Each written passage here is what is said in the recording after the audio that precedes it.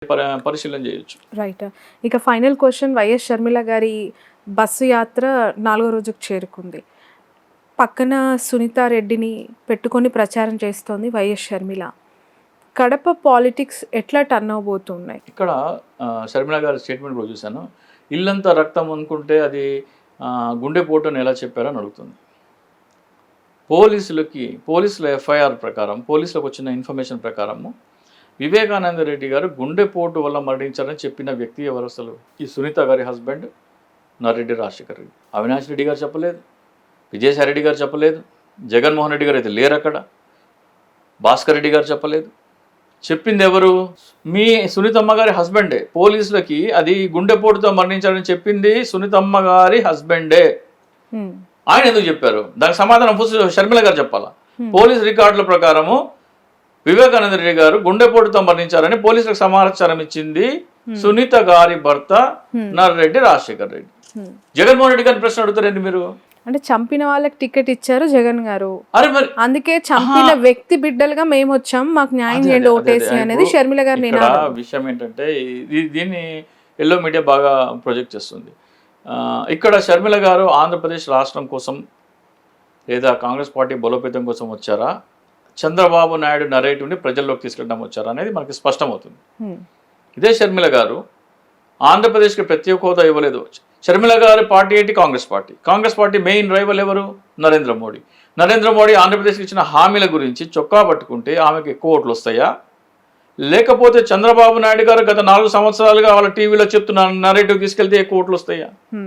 ఇది ప్రతి కాంగ్రెస్ ఓటర్, ప్రతి కాంగ్రెస్ నాయకుడు, వైఎస్ షర్మిల గారు, కాంగ్రెస్ పార్టీ అధిష్టానం ఆలోచించుకోవాలి. మనకి ఆంధ్రప్రదేశ్ రాష్ట్రానికి ప్రత్యేక హోదా ఇవ్వలేదు కాబట్టి కేంద్ర ప్రభుత్వానికి ఎవరు పన్నులు చెల్లించకండి.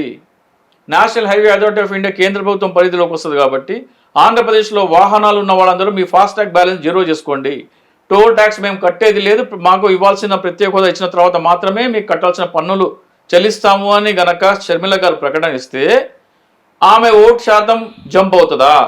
లేకపోతే చంద్రబాబు నాయుడు గత 4 సంవత్సరాలుగా వినిపిస్తున్న కట్టుకథ వినిపిస్తే ఆమెకు ఓటు శాతం పెరుగుతుందా అనేది ప్రజలు ఆలోచించుకోవాలి, షర్మిల గారు ఆలోచించుకోవాలి, ఆంధ్రప్రదేశ్ కాంగ్రెస్ నాయకులు ఆలోచించుకోవాలి, జాతీయ కాంగ్రెస్ నాయకులు ఆలోచించుకోవాలి. బీజేపీ, టీడీపీ, జనసేన పొత్తు అంశము ఏపీలో వర్కౌట్ అవుతుందా కాదా? ఇక్కడ టీడీపీ జనసేన వరకు ఓకే, కానీ ఎప్పుడైతే బీజేపీ వచ్చిందో బీజేపీ మీద మైనారిటీస్కి ఆగ్రహం ఉంది. ముస్లిం మైనారిటీ, క్రిస్టియన్ మైనారిటీ తీసుకుంటే అఫీషియల్ అన్అఫీషియల్ మొత్తం కనుక్కుంటే దాదాపు 15 to 16% ఉంటుంది. దాంట్లో ఒక 10% ఆల్రెడీ జగన్మోహన్ రెడ్డి గారి దగ్గర ఉంది, ఒక 5% టీడీపీ జనసేన దగ్గర ఉండింది.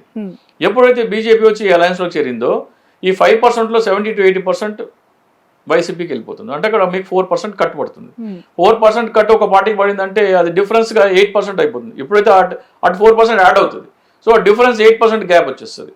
అదొకటైతే మైనారిటీస్ కాకుండా ఆంధ్రప్రదేశ్కి ప్రత్యేక హోదా ఇవ్వలేదని, పోలవరం నిధులు ఇవ్వలేదని, విభజన హామీలు అమలు చేయలేదని ఆగ్రహం ఉన్నవాళ్ళు వాళ్ళు ఒక 3-4% ప్రజలు ఉన్నారు నాలాంటి వాళ్ళు ఓటు వేయరు భారతీయ జనతా పార్టీ.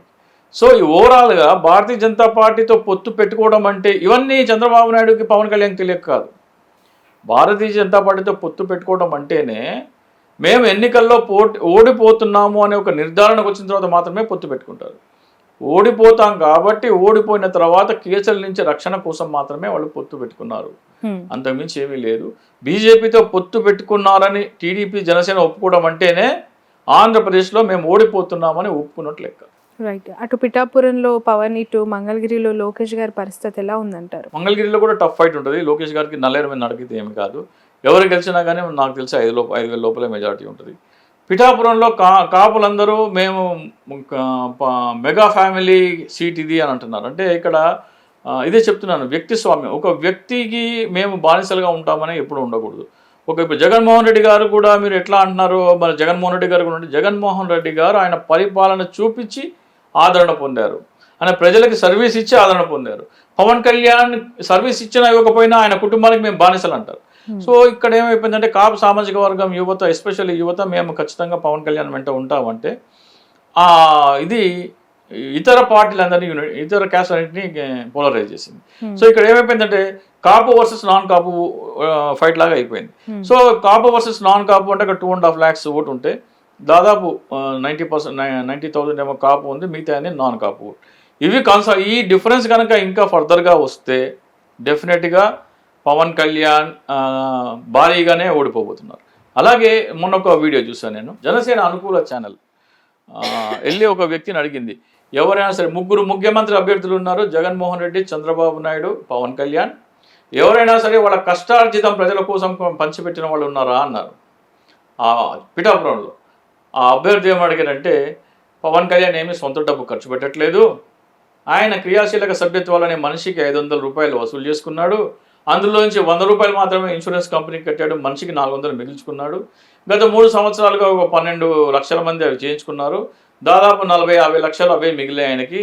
అలాగే ఎలక్టోరల్ బాండ్స్ ఒక 21 కోట్లు మనకు కనబడుతున్నాయి, రైతులకి డబ్బులు పంచుతున్నామంటే ఒక 10-12 కోట్లు వచ్చి నిధులు వచ్చినాయి, మీ పుట్టినరోజు అంటే 3-4 కోట్లు ఎవ్రీ సంవత్సరం డబ్బులు వస్తున్నాయి. ఇవన్నీ ఉండగా పవన్ కళ్యాణ్ కష్టార్జితం ఎందుకు ఖర్చు పెట్టాలా, ఇవన్నీ ప్రజలే ఇస్తున్నారు కదా, ఎవరు చెల్లుపు పెడతామని ఆయన చెప్పడం జరిగింది. సో పిఠాపురంలో పవన్ కళ్యాణ్ సొంత డబ్బులు ఖర్చు పెట్టారని, తన కష్టార్జితం రైతులకి పంచిపెట్టారని చెప్తే నమ్మే పరిస్థితి లేదు. అలాగే ఇంటింటికి ఒక పాంప్లెట్ కూడా నేను చూశాను, దానకర్ణుడి ముసుగులో ఘనాన దోపిడీ అని. సో మీకు కావాలంటే పంపిస్తాను, డిస్ప్లే చేయండి. దాంట్లో ఏముందంటే, పవన్ కళ్యాణ్ ఈ క్రియాశీలక సభ్యత్వంలో 500 రూపాయలు తీసుకొని ఎంత ఇన్సూరెన్స్ కంపెనీ కట్టాడు, మీకు పోస్ట్ ఆఫీస్లో 299 రూపాయలకే 10 లక్షల ప్రమాద బీమా ఉన్నప్పుడు నువ్వు 500 తీసుకొని దానికి ఆయన కష్టార్జితం ఒక 1500 జోడించి ప్రీమియం కట్టాయని చెప్తున్నావు కదా, అది నిజంగా కట్టి ఉంటే నువ్వు 70 లక్షల రూపాయలు ఇవ్వాలి, 5 లక్షలు కాదు. మీ కార్యకర్త చనిపోతే 70 లక్షల రూపాయలు ఇవ్వాలి. అది అలాగే కాకుండా ఇన్సూరెన్స్ కంపెనీ చనిపోయిన వ్యక్తికి చెక్ ఇస్తే నేను ఇస్తున్నాను ఎందుకు చెప్పుకుంటున్నావు, అలాగే చెక్ ఇచ్చేటప్పుడు నేను ఇచ్చానని చెప్పుకుంటూ కాళ్ళకు దండం ఎట్లా పెట్టించుకుంటున్నావు, నీది గాని సొమ్ము వాళ్ళ సొమ్ము వాళ్ళకి ఇస్తూ నేను ఇస్తున్నా అని చెప్పుకొని వాళ్ళ చేత కాళ్ళకు దండం పెట్టించుకొని వాళ్ళు ఏడుస్తుంటే నువ్వు మా దేవుడు అయ్యా అంటే ఆ వీడియో తీసి జనాల్లో పవన్ కళ్యాణ్ దానకర్ణుడు అని పబ్లిసిటీ ఎట్లా చేసుకుంటున్నావు. ఈ వాస్తవాలన్నీ పిఠాపురం ప్రజల ముందరకి ఒక పాంప్లెట్ రూపంలో వస్తున్నాయి. సో ఇది పవన్ కళ్యాణ్ నిజ స్వరూపం పిఠాపురంలో కాదు, యావత్ రాష్ట్రంలో తొందరగానే బొట్టబయలు కాబోతుంది. పవన్ కళ్యాణ్ గత ఇమేజ్ బిల్డ్ చేసుకున్నాడు, తన అలా అంత దానకర్ణుడేమీ కాదు.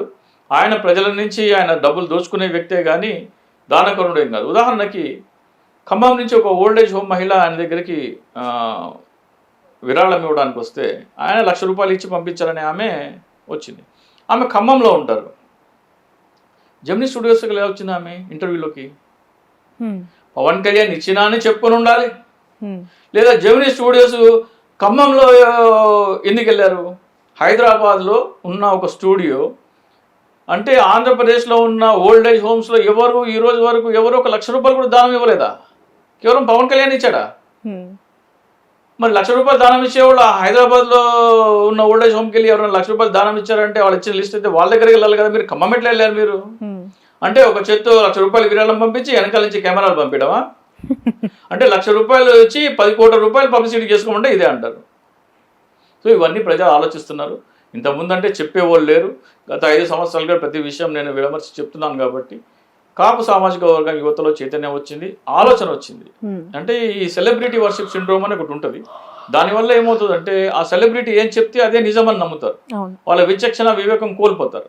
సో ఎప్పుడైతే మనం కంపారిటివ్గా ఇది కాదురా బాబు ఇట్లా ఎందుకు జరగలేదు, ఇలా ఎందుకు జరుగుతుంది ఆలోచించండి అంటే మెల్లిమెల్లిగా పవన్ కళ్యాణ్ నిజ స్వరూపం వాళ్ళు అర్థం చేసుకున్నారు. ఈ ఎన్నికల్లో పొత్తు పెట్టుకోవడం కానీ, పార్టీ వాళ్ళ కోసం పెట్టలేదని కానీ, ఆయన సీఎం అవటం కోసం కాదని కానీ, మా చంద్రబాబు నాయుడు సీఎం చేయడం కోసం అని, తెలుగుదేశంకి సేవ చేయడం కోసమే, అంటే ఆయనకున్న అభిమానుల చేత వాళ్ళ చెమట రక్తం పిండి ఆ చెమట రక్తం తీసుకెళ్ళి చంద్రబాబు నాయుడు పాదాల మీద అర్పించడం కోసం మాత్రమే ఆయన కృషి చేశాడు తప్ప ఆంధ్రప్రదేశ్ రాష్ట్ర ప్రజల కోసం కానీ, జనసేన పార్టీ కోసం కానీ, తన అభిమానుల కోసం కానీ ఆయన ఏమి చేయలేదు. Right, okay, thank you so much అండి సిద్ధా రాజశేఖర్ గారు. మీ వాల్యుబుల్ టైంని మాకు కేటాయించినందుకు అండ్ ఎన్నో ఏపీ పొలిటికల్ ఇష్యూస్ పైన మీ అనాలిసిస్ తెలియజేసినందుకు. సో ఇది రాజశేఖర్ గారితో స్పెషల్ ఇంటర్వ్యూ. మరొక ఎపిసోడ్తో నెక్స్ట్ వీక్ మళ్ళీ కలుద్దాం. That's all for now.